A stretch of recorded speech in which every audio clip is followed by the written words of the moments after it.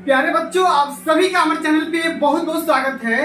उम्मीद करता हूँ कि स्वस्थ होंगे, मस्त होंगे और तैयारी बेहतरीन चल रही होगी। प्यारे बच्चों, आज के इस वीडियो के माध्यम से क्लास 10 के बच्चों के लिए होम साइंस का 2025 बोर्ड परीक्षा के लिए एक लेटेस्ट वायरल मॉडल पेपर लेकर के आ चुके हैं। और बच्चों, इस वीडियो के माध्यम से मैं आप सभी को इस पूरे वायरल मॉडल पेपर का A to Z full solution provide करने वाला हूँ। बच्चों, अब की बार 2025 का जो भी गृह विज्ञान का पेपर बनेगा बिल्कुल ऐसा ही बनेगा जैसा आप यहाँ पे देख पा रहे हो। और बच्चों, जो भी पेपर बनता है वो 70 नंबर का बनता है। तो भैया, आप सभी का इस वीडियो के माध्यम से 70 में 70 क्लियर होने वाला है। इसलिए आप सभी से हम्बल रिक्वेस्ट है, इस पूरे वीडियो को शुरू से लेकर के एंड तक जरूर देख लेना। वीडियो को लाइक कर देना, शेयर कर देना, चैनल पर नए होंगे तो सब्सक्राइब कर देना। आइए बच्चों, बिना टाइम को वेस्ट किए इस सेशन की शुरुआत करते हैं। और सबसे पहले थोड़ा सा पेपर का पैटर्न समझ लेते हैं कि अब की बार भैया 2025 में गृह विज्ञान का पेपर कैसा आने वाला है। सबसे पहले उसको समझते हैं। तो बिल्कुल ऐसा पेपर आएगा क्लास 10 के बच्चों का होम साइंस का, ये लेटेस्ट वायरल पेपर है, ठीक ना। इस पूरे पेपर को हल करने के लिए आपके पास समय रहेंगे 3 घंटे 15 मिनट। और प्रारंभ के 15 मिनट में पूरे क्वेश्चन पेपर को ध्यान से पढ़ना है और पढ़ करके सारे क्वेश्चन को हल करना है। बच्चों, यहाँ पे निर्देश बताया जा रहा है कि सभी प्रश्न हल करना अनिवार्य है, यानी कि एक भी क्वेश्चन छोड़ना नहीं है। ये जो पेपर होगा 2 खंडों में डिवाइड होगा, खंड अ और खंड ब। खंड अ में 20 बहुविकल्पी 20 नंबर के आने वाले हैं, जिनको OMR आंसर शीट पे हल करना होगा। इस बात को ध्यान देना है। और OMR को हल करने के लिए आपको ब्लू या ब्लैक पेन का इस्तेमाल करना है और किसी भी प्रकार का काटा पीटी, इरेजर या व्हाइटनर का इस्तेमाल बिल्कुल भी करना वर्जित है, ठीक है ना। और कौन सा क्वेश्चन कितने नंबर का उसके सामने बताया जा चुका है। और जो खंड वो आएगा वो आपका 50 नंबर का रहने वाला है। और उनको आप सभी को करना क्या है, आप सभी को उत्तर पुस्तिका में उसका सॉल्यूशन करना होगा, ठीक है ना। तो आइए बच्चों समझते हैं। सबसे पहले हम खंड अ के सारे क्वेश्चन का निपटारा करते हैं। सारे क्वेश्चन का यहाँ पर हमारा पहला क्वेश्चन पूछा जा रहा है कि निम्न में से कौन सा सुरक्षित चेक है। अच्छा, सुरक्षित चेक कहने का सेंस यहाँ पे है बच्चों कि सेफ चेक, सबसे ज्यादा सेफ चेक किसको बोला जाता है। 4 ऑप्शन दिया गया है, वाहक चेक, क्रॉस चेक, दोनों या इनमें से कोई नहीं। तो सबसे जो सुरक्षित चेक माना जाता है वो क्रॉस चेक को माना जाता है। सेकेंड ऑप्शन आप सभी का यहाँ पे बिल्कुल राइट आंसर हो जाएगा। इस प्रकार से सारे क्वेश्चन को अटेम्प्ट करना है। अगला हमारा क्वेश्चन पूछा गया है कि रोगी को ले जाने के लिए प्रयोग करना चाहिए। जब हम रोगी को हॉस्पिटल में एक स्थान से हम यूं कह ले तो एक बेड से दूसरे बेड पर अगर हमें ले जाने की जरूरत पड़ती है तो उस कंडीशन में हम किसका उपयोग करते हैं। चारपाई का, डोली का, कुर्सी का या स्ट्रेचर का। तो भैया, रोगी को एक बेड से दूसरे बेड पर ले जाने के लिए स्ट्रेचर का इस्तेमाल किया जाता है, यानी कि चौथा ऑप्शन आप सभी का राइट आंसर हो जाएगा। अब चलो कमेंट में कमेंट करके बताओ कि डोली का उपयोग कहां पर किया जाता है। और सभी लोग फनी कमेंट करेंगे, ठीक है। चलिए भाई, आगे बात कर लेते हैं। अगला जो हमारा क्वेश्चन पूछा गया है कि अशुद्ध जल से होने वाला रोग है। मतलब कि अशुद्ध जल के सेवन करने से हमें कौन सा रोग हो सकता है, बताना है। पोलियो, पेचिस, हैजा या ये सभी। तो बच्चों, अगर हम बात करेंगे अशुद्ध जल के सेवन से हैजा नामक रोग हो जाएगा। यहाँ पर तीसरा ऑप्शन बिल्कुल राइट आंसर होगा। तमाम प्रकार के क्वेश्चन को यहाँ पे देख सकते हैं और सभी क्वेश्चन इंपोर्टेंट है, कई बार पेपर में आ चुके हैं। अगला हमारा क्वेश्चन पूछा गया है चौथा नंबर कि वॉशिंग मशीन से बचत होती है। अच्छा, वॉशिंग मशीन मतलब कपड़ा धोने वाली मशीन। जब हम वॉशिंग मशीन से कपड़ा धोते हैं तो हमें किन किन चीज का बचत होगा। तो सबसे पहले तो हमारा टाइम कम लगेगा, समय की बचत हो जाएगा, साथ में हमें श्रम का भी बचत होगा, हमें कम मेहनत करना पड़ेगा। करना क्या है, डिटर्जेंट पाउडर लो, थोड़ा सा पानी लो और कपड़ा का डाल दो, मशीन को स्टार्ट कर दो, कपड़ा धुल करके रेडी हो जाएगा। तो हमें यहाँ पर काम भी कम करना पड़ा, साथ में हमें सर्फ यानी कि डिटर्जेंट की भी हमें बचत हो जाती है। तो इसमें सभी की बचत हो जाएगी, यानी कि चौथा ऑप्शन बिल्कुल यहाँ पे राइट आंसर हो जाएगा। ठीक है ना। चलो आगे बढ़ जाते हैं। पांचवा हमारा क्वेश्चन क्या कह रहा है कि ठंडे स्पंज में क्या प्रयोग करना चाहिए। ठंडे स्पंज में, स्पंज का मतलब होता है सिकाई करने में, बर्फ की पानी, बर्फ या ताजा पानी या घुली हुई बर्फ का पानी। तो भैया हम क्या करते हैं, बर्फ का पानी का इस्तेमाल करते हैं। पहला ऑप्शन यहाँ पे राइट आंसर हो जाएगा। आगे बात कर लेते हैं कि वाटर फिल्टर में कितने कोष्ठक बने होते हैं। तो अभी लेटेस्ट की अगर हम बात करेंगे तो मॉडर्न जमाना में तमाम प्रकार की वाटर फिल्टर घरों में देखने को मिल रहा है, ठीक ना। उसके कोष्ठक बने होते हैं, ब्रैकेट बने होते हैं, ठीक ना। और उसी में वाटर जो आपका होता है फिल्टरिंग का काम होता रहता है। तो एक या दो या तीन या चार। तो अगर हम आज के जमाने की बात करेंगे तो यहाँ पे मैक्सिमम कोष्ठक का इस्तेमाल किया जा रहा है, यानी कि 4 यहाँ पे हो जाएगा। ठीक है, चलो आगे बढ़ जाते हैं। अगला जो हमारा क्वेश्चन पूछा गया है, जरा ध्यान दीजिएगा, कई बार पेपर में आ चुका क्वेश्चन। कह रहा है कि मोती झरा का संप्राप्ति काल कब से कब तक माना जाता है। ठीक है ना। तो 7 से लेकर के किस दिन, 2 से 3 दिन, 4 से 6 दिन या इनमें से कोई नहीं। तो मोती झरा का जो संप्राप्ति काल होता है, ठीक है ना, उसका होता है 7 से लेकर के 21 दिन। यानी कि बच्चों आपका पहला ऑप्शन यहाँ पे बिल्कुल राइट आंसर होगा। आगे देख लेते हैं कि रुधिर की शुद्धि यानी कि ब्लड का प्यूरिफिकेशन, ब्लड कहाँ पर शुद्ध होता है आपको बताना है, किस अंग में होता है। पाचन अंग में, फुफ्फुस में, हृदय में या त्वचा में।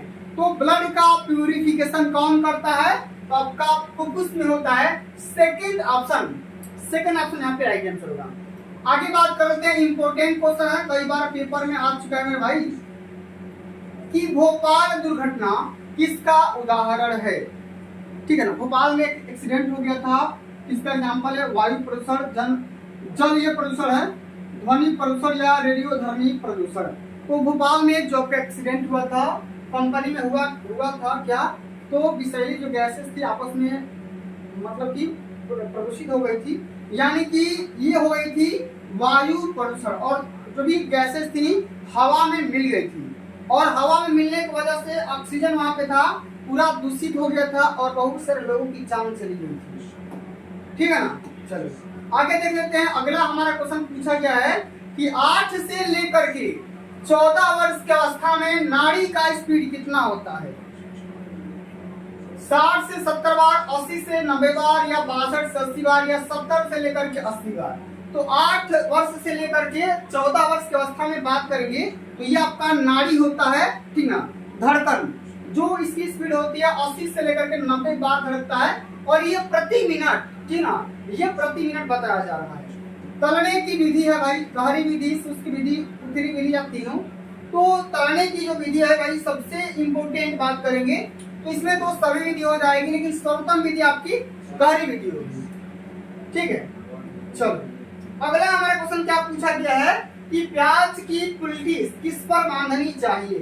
प्याज का पुलिस कब इस्तेमाल किया जाता है, तो जब किसी भी अंग पर फोड़ा हो जाता है, ठीक ना, फोड़ा हो जाता है, उस कंडीशन में हम उस जगह पे क्या करते हैं, प्याज की पुलिस लगा करके बांध देते हैं, हमारा ये फोड़ा सही हो जाता है। ठीक है, तीसरा ऑप्शन यहाँ पे राइट आंसर होगा। अगला हमारा जो क्वेश्चन दिया गया है कि प्राकृतिक असंतुलन से कौन सी आपदा आती है। सूखा पड़ना, बाढ़ आ जाना, भूमि का बंजर हो जाना, या ये सभी। तो भैया ये सभी इसका राइट आंसर हो जाएगा, क्योंकि ये सभी सूखा पड़ना, बाढ़ आ जाना, भूमि का बंजर हो जाना, ये सभी क्या है, प्राकृतिक असंतुलन है या आपदा के अंतर्गत ही आएंगे। ठीक है ना। सूती तंतु प्राप्त होता है किससे, रसायनों से, पशुओं से या वनस्पतियों से, या इनमें से कोई नहीं। तो बात करेंगे सूती तंतु के बारे में, तो ये भैया वनस्पतियों से प्राप्त होता है, और साथ में हमें रसायनों से भी प्राप्त होता है। ठीक है ना। तो इस प्रकार से इसको वनस्पतियों से ज्यादा अच्छा रहेगा। ठीक है ना। चलिए आगे देख लेते हैं।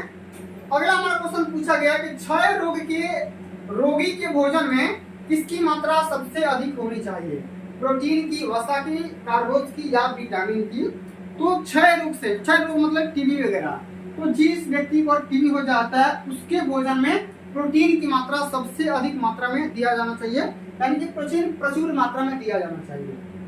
आदर्श वजन क्या होता है या माना जाता है, किसको माना जाता है बताना है। संतुलित वजन को, घाटे का वजन को या बचत के वजन को, या इनमें से कोई नहीं। तो अगर हम बात करेंगे आदर्श बजट के बारे में, तो आदर्श बजट हम उसी को बोलते हैं जो संतुलित होगा। क्या होगा, संतुलित होगा, ठीक है ना। चलो आगे देख लेते हैं। अगला जो हमारा ये क्वेश्चन पूछा गया, ध्यान से जरा समझिएगा। कह रहा है क्वेश्चन की चेचक रोग फैलता है जल के द्वारा, रक्त के द्वारा, वायु के द्वारा या भोजन के द्वारा। तो भैया जो चेचक रोग होगा ये हवा के द्वारा फैलता है, ठीक है ना। तीसरा ऑप्शन आपका राइट आंसर होगा। भोजन कक्ष की देसी शैली में खाते समय खाना रखने के लिए कक्ष में क्या होना चाहिए, कुर्सी, मेज, छोटी चौकी या पाटा। तो खाना रखने के लिए हम पाटा का प्रयोग करते हैं, रैक का इस्तेमाल करते हैं, जिसको देहात में पटनी बोला जाता है, ठीक है ना। तो इसको हमेशा याद रखना। आगे बात करेंगे कि शरीर की बाह्य सतह पर पाए जाने वाले कंकाल को क्या कहा जाता है। तो बाह्य सतह पर पाए जाने वाले कंकाल को क्या कहेंगे, बाह्य कंकाल कहेंगे। पहला ऑप्शन सत्य हो जाएगा, ठीक है ना। अगला जो हमारा क्वेश्चन पूछा गया है, अंतिम नंबर क्वेश्चन है कि श्वास गति और नाड़ी की गति में क्या रिलेशन होता है। तो इंसान 1 मिनट में 16 से 17 बार सांस लेता है, और वहीं अगर उसके बाद कर लेंगे धड़कन का या नाड़ी का, तो कम से कम 72 बार धड़कता है। इसका एप्रॉक्स में रेशियो निकालोगे तो 1:4 निकल कर आ जाएगा, 1:4 निकल कर आ जाएगा, यानी कि पहला ऑप्शन यहाँ पे बिल्कुल राइट आंसर होगा। उम्मीद करता हूँ आप सभी को खंड अ पूरा बढ़िया से समझ में आ गया होगा। अब हम बात कर लेते हैं अब की बार 2025 बोर्ड परीक्षा में खंड व में कौन कौन से क्वेश्चन पूछे जाएंगे, उसको भी एक नजर देख लेते हैं, और इसी के तरीके से आपको भी तैयारी में लग जाना है। तो 21 से लेकर के 26 तक जो भी क्वेश्चन आएंगे वो अति लघुत्री होंगे, जो कि 25 शब्दों में लिखना होगा, और हर एक क्वेश्चन 2 नंबर का रहने वाला है, 6 क्वेश्चन होने वाले हैं। तो हमारा पहला क्वेश्चन है किस नंबर की लचीले बजट से आप क्या समझते हैं। तो अपने आय के और व्यय के अनुसार जब हम इसमें सुधार कर सकते हैं तो उसको हम क्या बोलेंगे, लचीला बजट बोलेंगे। ओजोन परत का क्या महत्व होता है भाई। तो ओजोन परत जो हमारी ये वैसी परत होती है जो सूर्य से आने वाली अल्ट्रा वायलेट जो रेज होती है, ठीक है ना, उसको बचाती है, उसको वहीं पर रोक देती है। यानी हम ये कहेंगे कि पराबैंगनी किरणों से हमें क्या करती है, बचाती है। पराबैंगनी किरणों से हमें क्या करती है भाई, बचाती है, ठीक है ना। इस प्रकार से नाप लेने की कौन कौन सी विधि होती है, इसके नाम लिख देना है, बस खाली 2 नाम लिख दो, 2 नंबर मिल जाएगा। मोच किसे कहते हैं, ठीक है ना। तो फिसल जाने पे हड्डी आपस में क्रैक हो जाती है, नस आपस में इधर से उधर हो जाता है, और दर्द भी ज्यादा होता है, तो उसी को हम क्या बोलेंगे, मोच बोलेंगे। खड़े होकर भोजन पकाने से क्या क्या लाभ मिल सकता है। सबसे पहले तो भाई शरीर में दर्द कम होगा, ठीक है ना, आसानी से मतलब कि खाना बनाया जा सकता है, और उसके बाद से जो कपड़ा होता है हमारा कम गंदा होता है, ठीक है ना। तो 2 लाभ लिख दोगे, 2 नंबर यहाँ से पा जाओगे। ठंडी से की कौन कौन सी विधियां होती है आपको बताना है, 2 नंबर का क्वेश्चन है, आसानी से कर जाओगे। मतलब सिंपल सा क्वेश्चन पूछा जाता है भाई, ठीक है ना। अब चलिए इसी प्रकार से अगर हम आगे बात कर लेते हैं तो 27 से लेकर के 31 तक जो क्वेश्चन आएंगे वो आएंगे लघुत्री, जो कि 50 शब्दों में लिखना होगा, और हर एक क्वेश्चन 4 नंबर का रहने वाला है, 5 नंबर का रहने वाला है। 4 ही नंबर का होगा, 5 क्वेश्चन होंगे। तो हमारा क्वेश्चन है कि कार्बोहाइड्रेट एवं प्रोटीन पोषक तत्वों की सुरक्षा के उपाय लिखिए। इस क्वेश्चन को आप सभी को 50 शब्दों में हल करना होगा, और इसके लिए आपको 4 नंबर मिल जाएंगे। यहाँ से शरीर में जल के कौन कौन से काम होते हैं इसके बारे में बताइए, 50 शब्द में लिख करके, यहाँ से भी आपको 4 नंबर दिए जाएंगे। तो भाई जो जल होता है, हमें जो भी हमारा तरल पदार्थ, जैसे हमारा ब्लड हो गया, ठीक है ना, तो ब्लड का भी संतुलन बना करके रखता है, ठीक ना, और लार को ये मेंटेन रखता है, ठीक ना। तो अगर हम बात करेंगे तो हमारे शरीर में कम से कम 70% जो एरिया होता है, भाग होता है, वो जल से ही बना होता है। तो जल का महत्व लिख दो, काम लिख दो, ठीक है ना, यहाँ से 4 नंबर मिल जाएंगे। अगला जो हमारा क्वेश्चन है 29 नंबर, एक न्यूमेरिकल क्वेश्चन पूछा जा चुका है। एक साइकिल का क्रय मूल्य 1600 रुपया दिया गया है। यदि इसका विक्रय मूल्य 2000 रुपया है तो लाभ का प्रतिशत निकालिए। तो बहुत सिंपल सा क्वेश्चन पूछा गया है, ठीक है। थोड़ा सा कर लेते हैं। क्रय मूल्य हमारा दिया जा चुका है भाई, कितना, तो 1600 रुपया दिया जा चुका है, ठीक है ना। और यही हम बात कर लेंगे विक्रय मूल्य के बारे में। तो विक्रय मूल्य हमारा दिया जा चुका है 2000 रुपया। तो अब इसलिए बात है भैया, हम किसी भी वस्तु को 1600 रुपये में खरीद रहे हैं और 2000 में बेचेंगे, ठीक है ना, सेल करेंगे, तो हमें क्या मिल जाएगा भाई, हमें हो जाएगा लाभ। और लाभ का फॉर्मूला क्या होता है, विक्रय माइनस क्रय, यानी कि 2000 में से भाई 1600 माइनस कर दो, तो हमें कितना रुपया लाभ हो जाएगा, 400 रुपया हमें क्या हो जाएगा, लाभ हो जाएगा। लेकिन आपको लाभ का प्रतिशत माने 100 पे निकालना है, ठीक है। तो भैया प्रतिशत लाभ क्या होता है भैया, तो लाभ गुणे 100 बटा क्रय मूल्य, मतलब कि लाभ गुणे का 100 बटे क्रय मूल्य कितना है भाई, 1600 रुपया। अब ये 4 के 16 बार में कट जाएगा और 4 से 25 बार में कट जाएगा, मतलब हम यूं कहेंगे तो 25% का लाभ हो जाएगा। तो इस प्रकार से सारे क्वेश्चन का निपटारा करेंगे। अगर आप ऐसा नियम अपनाते हैं, ऐसा फॉलो करते हैं, तो इसलिए बात है कि 70 में अच्छा ही नंबर लेकर के आएंगे। आगे बात कर लेते हैं कि खपची का प्रयोग कब और क्यों किया जाता है। आसान है क्वेश्चन, कर जाओगे।